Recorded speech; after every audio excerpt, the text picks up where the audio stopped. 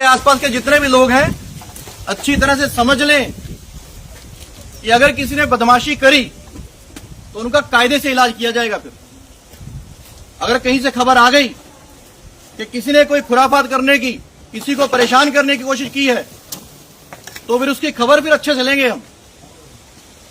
ये जहांगीर के घर वाले भी खड़े हैं, उसको बता देना कायदे से। ये बार बार जो खबरें आ रही हैं कि उसके लोग धमका रहे हैं, तो फिर अच्छे से खबर लेंगे, फिर बाद में रोना पछताना मत। আমি বলেছি তো, আমি ব্যক্তিগত হিসেবে যদি কারোর সঙ্গে দুর্ব্যবহার করে থাকি, যদি আমার প্রমাণ করে দিতে পারে, আমি রাজনীতি ছেড়ে দেবো। আপনারা জানেন দূর থেকে অনেকে অনেক কিছু মন্তব্য করে, অনেক কিছু মানে আলোচনা করে, সমালোচনা করে, কিন্তু এখানে এসে একজন বলুক যে এই ব্যক্তিটা ঘর ছাড়া আছে, আমাকে বলুক, আমি সঙ্গে নিয়ে যাচ্ছি। এগুলো শুধু মিথ্যা, আঙুর ফল টক, আর নাচতে না জানলে ঘুমটা উঠুন বাঁকা, এই চিন্তাভাবনা করেই তো চারদিকে প্রচার করছে। এই আমার সম্বন্ধে অনেক মন্তব্য করে। এখানে তো এত লোকজন আছে, বলুক, এখানে তো আছে। আমি বলেছি তো, আমি ব্যক্তিগত হিসেবে যদি কারোর সঙ্গে দুর্ব্যবহার করে থাকি, যদি আমার প্রমাণ করে দিতে পারে, আমি রাজনীতি ছেড়ে দেবো।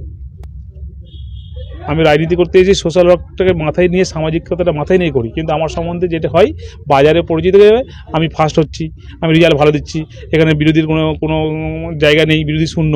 সেই জায়গায় থেকে তারা যখন নিজেরা পারছে না, তাদের দলের কাছে যখন নিজেরা ছোটো হয়ে যেতে হচ্ছে, এবং তাদের দলের কাছে বলার কোনো প্রশ্ন হচ্ছে না, যা প্রশ্ন করতে পারছে না, উত্তর দিতে পারছে না, তখন কী হচ্ছে, আমার সম্বন্ধে মিথ্যা কথা উত্তোলন করে আমাকে ছোট করে নিজেরা বড় হওয়ার চেষ্টা করছে।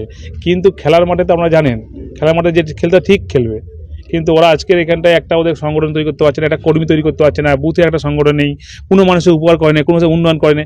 আপনাদের একটা কথা বলি, 2021 সালে যে আমাদের প্রার্থী হয়েছিল বিজেপির, ভারতীয় জনতা পার্টির বিধান পারুই, দেখবেন সে 2021-এর কাউন্টিংয়ের দিন থেকে আজকের দিন পর্যন্ত 5 বছর হয়ে গেল, এখনও ফল তার মাটিতে আসেনি। কেন আসেনি? যার রাজনীতি করার ইচ্ছা থাকবে, যার লড়াই করার ইচ্ছা থাকবে, সে নিশ্চয়ই লড়াই করবে। আজকের আমাদের দিদি মাননীয় মুখ্যমন্ত্রী মমতা ব্যানার্জি মহাশয়া এই সিপিএমের জগদ্দল পাহাড়ের মতো সংগঠনকে তছনছ করে দিয়ে আজকে তৃণমূল আজকের ক্ষমতায় এসেছে 2011 সালে। তা লড়াইটা করতে হবে তো। কিন্তু যখন সে দেখছে এখানে একটাও ব্যক্তিকে তারা আয়ত্তে আনতে পারছে না, কোনো ব্যক্তিকে তার দলে নিয়ে আসতে পারছে না, কোনো ব্যক্তির মন জয় করতে পারছে না, কোনো সংগঠন করতে পারছে না, নিজে ভীত হয়ে এলাকার বাইরে আছে, সেই দোষটা আমার ঘাড়ে চাপিয়ে দিচ্ছে, দেখো আমি এলাকায় যেতে পারছি না। আমরা তো কিছুই বলি না। আমরা যদি মনে করি যে ওই ব্যক্তির সঙ্গে দুর্ব্যবহার করবো, ও তো থাকে ভাই আমতলায়, দেখা হতো ডেলি হয়। আমাদের মানুষের নেই, আমাদের মানুষের হচ্ছে মানুষের মনের মধ্যে, মানুষের অন্তরের মধ্যে জায়গা তৈরি করবো, সেই হিসাবে আমরা রাজনীতি করতে চাই।